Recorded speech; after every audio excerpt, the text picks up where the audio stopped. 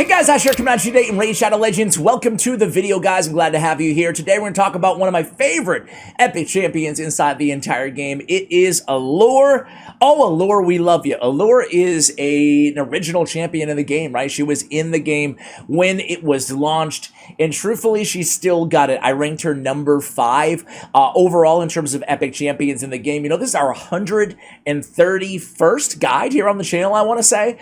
That's pretty dang cool. Thank you guys for joining me on this this kind of side project. By the way, if you want to support the side project, we have Aura, who is our channel sponsor here, all-in-one internet, financial, personal security, right? 14-day free trial. If you don't like it, feel free to cancel. But that's the best way to support me if you want to be a part of this and help yourself out as well, is to give Aura a try. Again, there's a VPN, it's cybersecurity, it's everything, credit monitoring, everything is built into one app, which is totally safe, right? Did a lot of auditing before I, kind of partnered with anything that's close to personal data or information or anything like that. I want to make extremely sure that it was safe, and indeed it is. So that will be in the pinned comment as well as the description of today's video, that link to try it out.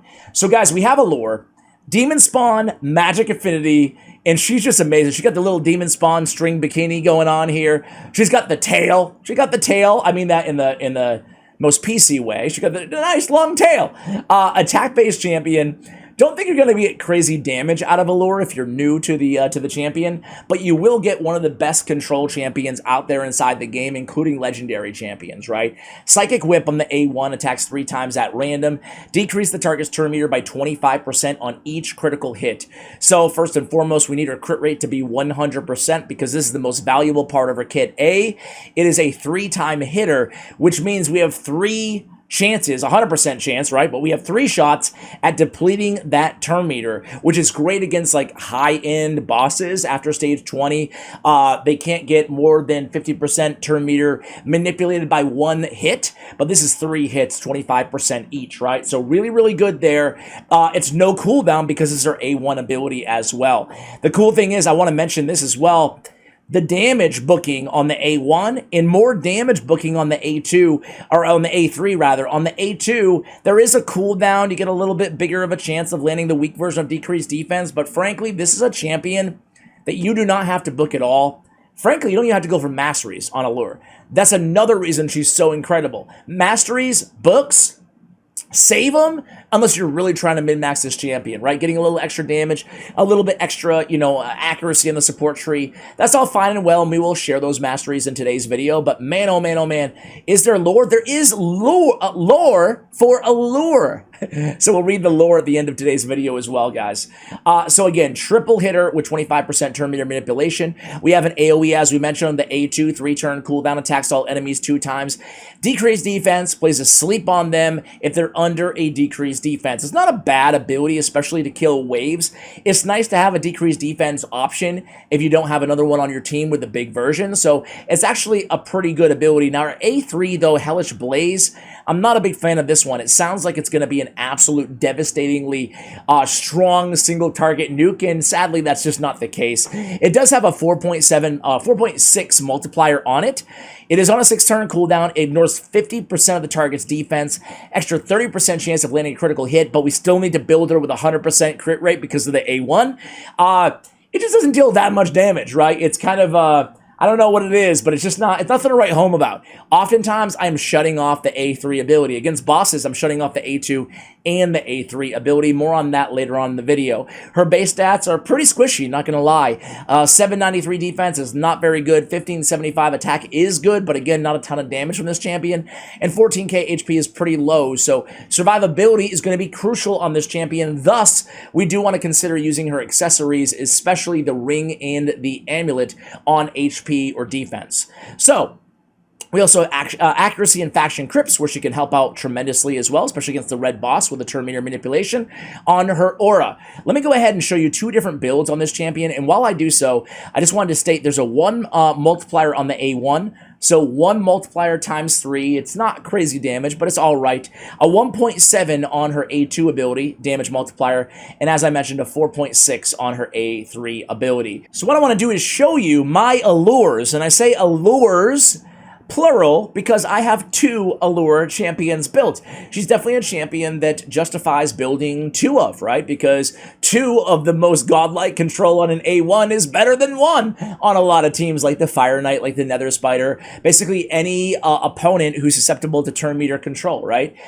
So we have a Dark Fae being another one, right? So at one point I did use both of my Allures on the same team in a few different areas, but as my account has evolved, as my strategies have evolved, I no longer use both of my Allures on the same team. I have one built in Relentless Gear, which I think is probably the best artifact set for this champion, and then I have one built just much faster than the other one in a Divine Speed and an Immortal set, just a little bit for survivability in terms of both of those artifact sets. We get a shield and we get a heal from the Immortal as well. So let's start with the Relentless one here. We already talked about it, but I should go over it again, and that is stat priorities. We want 100% crit rate. It's mandatory on this champion. After that, we need enough accuracy, generally 10 to 12 points per stage level of the dungeon that you're facing. Doom Tower hard, you can just use the 250 to 300 accuracy minimum. 222 speed, we just want to get it as high as we can, given the artifacts, given where we are in the game, right? And again, survivability. It's tough, but you're going to have to do your best to try to get, those thresholds high enough so that she's not dying. Very important there.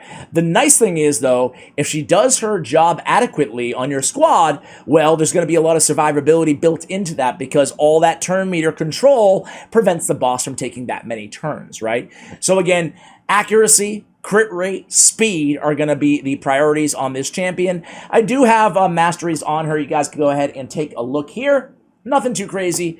Support tree for accuracy, Master Hexer to extend the duration of the decreased defense, and then on the offensive tree here, I just came down. Most importantly, I picked up Giant Slayer. I'm not sure if I would do I probably, if I redid it, let me see.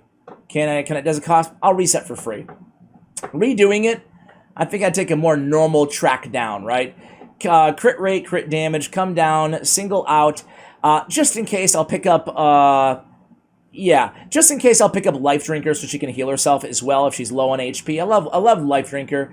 And then we're going to come down to Kill Streak, and we're going to come down to Giant Slayer because of the triple hitter on her A1. In terms of the support tree, we're going to come down with some pinpoint accuracy, go down to Charge Focus, Swarm Smiter, get all those accuracy masteries. We do have one basic set on her. I forgot which Allure I'm on right now, but Lure of Steel is just fine. We will go with... I think we'll go Master... we don't need... like I said, we don't really even need Masteries on this champion, frankly, right? Cycle of Magic is worthless because we're only using her A1. I guess we'll go Evil Eye. I guess we'll go with Master Hexer as well. And then we'll go with Methodical. Okay, Methodical makes a lot of sense. Increase the damage inflicted by this champion's default skill by 2% each time it's used during the battle. She's going to have a 100% crit rate anyway, right? So might as well get more damage out of that A1 because she's going to be relying, on that A1 the most. I'll pick up Heart of Glory as well. So there we go. We redid the Masteries. I like this build a little bit better, but again, for the 20th time here, not mandatory in terms of Masteries on this champion. Accuracy on the banner. HP, again, survivability. I have a Perception set on her, and I have a Relentless set on her. Getting extra turns means more control out of that A1. Taking an extra turn against a boss when we have the A2 and the A3 shut off on this champion is so extremely powerful. We get 6 shots at 25% turn meter manipulation. That's great. We have defense on the chest. I would go defense or HP. Again, I'm really not trying to min-max her damage, but hey, if you want to, if you can keep her alive, go attack. We have crit rate on the gauntlets there. And again, just looking for accuracy, looking for speed, essentially, right? Accuracy and speed on our substats there. And there she is. The other Allure is fairly similar in terms of her stat priorities. You can see here, we have 43k, 1900, 263, a lot faster. And that's the trade-off for no Relentless set on this champion, right? Masteries, again, very similar to what we just had on the other build. All right, guys, let's go ahead and give her a run here. What is this? Wait, no, I don't want it. All right, let's start out in my favorite area, my most used area with Allure, and that is Dark Fae, the final boss on Doom Tower Hard. She's the only non-legendary on my main squad. I should show you the team setup first. Even if you don't have all of these champions, I actually uploaded a video on the main channel, I want to say 2 days ago. Free-to-play God Part 2. Ash Raid Shadow Legends FTP God search, and you'll find it. It's an all-epic team for the final boss. Right? Really just as good as this team, about just as fast. So you don't need all these champions. It was a Deacon Armstrong Allure team with Skimfos the Consumed. Anyway, we have Nekmothar coming in, not using his A3, opening with his A3. We have Ninja not using his A3, opening with his A3. We have Baron, who cares, just DPS to help us clear the waves. And then we have Allure, as I mentioned. We're shutting off the A2 and the A3 against bosses. I would use the same strategy against the Fire Knight or any other boss that I wanted to manipulate that turn meter. We don't need the A2 or the A3. We just need a lot of A1s. Lysandra, kind of same thing. I shut off her A2 and her A3, which are her turn meter decreasers, and we're going to be opening with those against the boss. That is the team setup. Let's go ahead. I'm going to come back at you when we get to the actual Dark Fae, because the waves are pretty boring. All right, guys, that was pretty fast. So as I mentioned, we come in there with Lysandra, and then freeze them all, and then kill them all, basically, right? So now our mirror images are all down, and now we can just keep hammering away with that A1. And I think this is the Allure. Yeah, because she has Phantom Touch, right? We didn't talk about blessings. I like Phantom Touch on Allure, and it counts as an extra hit against the Fire Knight, so especially against Fire Knight. But a little bit extra bonus damage never hurt anybody. That would be my favorite blessing for Allure, personally. But anyway, you can see, every time she goes, the decreased turn meter, decreased turn meter, decreased turn meter. And as I was about to mention there, she is not in the Relentless set. I should probably be using the Relentless Allure, but either way, we can get the job done here. Now, way back in the day, I used to use 2 Allures on Dark Fae as well, right? We could easily run an Allure in the spot of Ninja or the spot of Baron on this team, right? It would take us a little bit longer, but it would still get the job done, and the Dark Fae would never take a turn if we had 2 Allures on this squad. So that's an option as well. But you guys can see, I mean, it's fairly easy. On Dark Fae, if you have Allure, all you have to do is take a look at your account and look at other champions that also have turn meter decrease. In this case, Lysandra and Nekmothar. Put them all together. In my in the free-to-play episode, we had, like I said, Skimfos and Deacon Armstrong. But you put them all together, and hopefully she never, ever, ever gets a turn to even go, and you don't have to worry about anything else. So there we go. Dark Fae, the final boss, is Deado, and I get some very, very valuable Fae Spheres, which are used to forge lethal gear. One of the best sets that you can forge in the forge. So okay. No, gross. I don't want that either. All right, they're trying to entice me. They're like, what about this? What about this? Every time you go off, every time you go back to the Bastion, man, they just spam you with those offers, don't they, guys? I want to show you a Fire Knight run really quickly, too, here. Stage 25 is great because of Spirit Affinity. She's Magic Affinity. Fantastic stuff. I have her on a Seer Activation team. Really, we could run anybody. It doesn't have to be these champions, but it's easier to get through these waves when you have Seer on the squad, right? And I don't think she's even... Is she able to... we almost killed everybody there. We're a little bit light on the buffs on this team, but we'll get through to the Fire Knight. And then after this, we're going to get... Oh, man! Yeah, a little bit shy. Just a little bit, right? I'll be right back when we get to the Fire Knight. All right, guys, so this is the strategy. I mean, it's the same thing, right? We have the quadruple hitter plus Phantom Touch on Cold Heart. And then we have another quadruple hitter, essentially, on Allure on our A1 ability. As I mentioned, we have the A1, the A2 shut off here. And the Fire Knight is never, ever going to even get a turn, right? Look at that. Turn meter decrease is... That turn meter, it barely even goes above 50%, right? She puts it right back down. And that is the magic, my friends, of the lovely Allure. This is why I say she's one of the strongest. And this one is the Relentless Allure. There we go. You see the power of that? The back-to-back turns? Yes, please, man. This is a very, very fun team. And again, you know, if you don't have Seer for an activation team, it's okay. Just build some support champions in there, and it will take you a little bit longer to get through those waves. The mobs are level 350 after all, but eventually you will get to the Fire Knight, and as long as you can control the Fire Knight, especially if you have a Cold Heart as well, you will be good to go. I don't think there's a better dynamic duo for Fire Knight normal, not hard, than Cold Heart and Allure. I really don't think there is. Unfortunately, on Fire Knight hard, immune to turn meter decreasing effects. So you have to use like a freeze champion to get that turn meter reduction, or you use like, you know, ally attackers, strategies like that.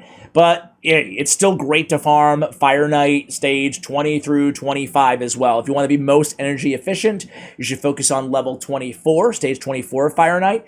But I would recommend stage 25 because, again, it is Spirit Affinity. So we have HP Frenzy. No, thank you. We'll sell that. Guys, let's go ahead and take a look at Allure's lore story because I am unfamiliar personally. So this is the first time I'm reading it.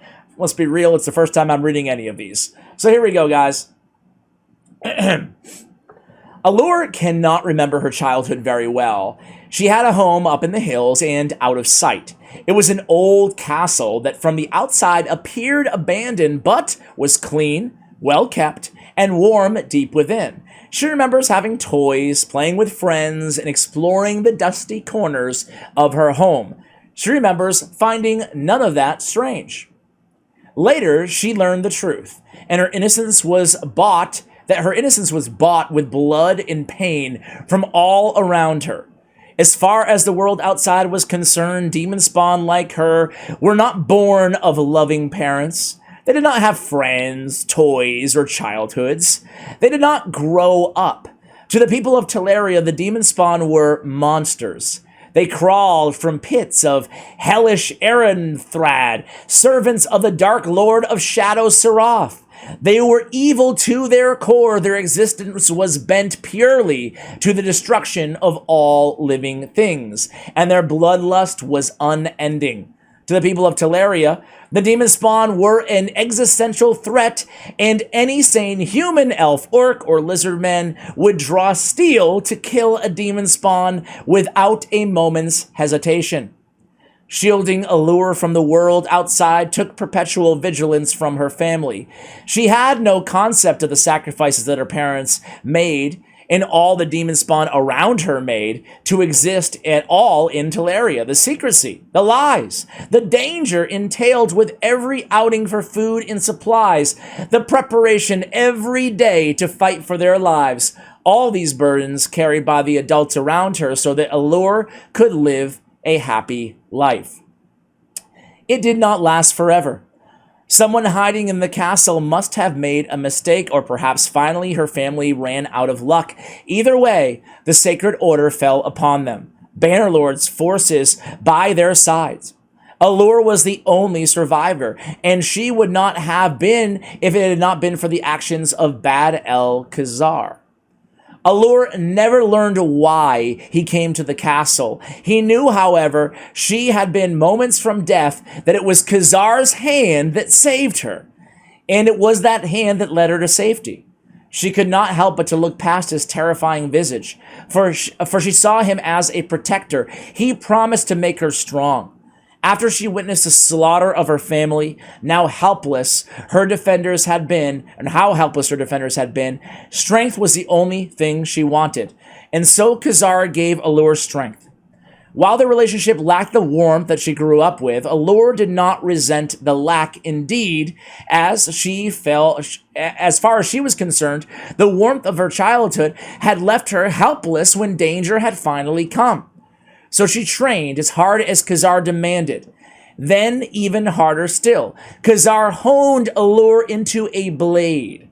She mastered stealth, magic, and the art of the sword, and Khazar conducted dark rituals to unlock the power of Allure's demonic blood and increase her power further.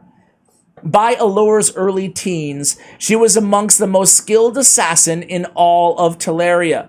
She longed to be let loose, to be sent on missions of mass destruction against the Bannerlords, but Khazar refused, bending her instead towards furthering her own inscrutable interests. She was frustrated, but she obeyed. She trusted Khazar, for his strength had saved her, protected her, and prepared her for the world in a way that nothing else had. That trust would prove misplaced, for a blade, no matter how strong, is but a tool, and tools, once broken, may find themselves discarded. Ooh, leaves me wanting a little more there from the Allure lore story. I hope you guys enjoyed that. I had no idea that bad Elkhazar had saved her and then apparently turned against her. Pretty cool how they have the official lore in the game now. Do you guys read any of this on any of your champions? I don't, but I'm glad I do here on this channel. Thank you for watching, and as always, take care, guys.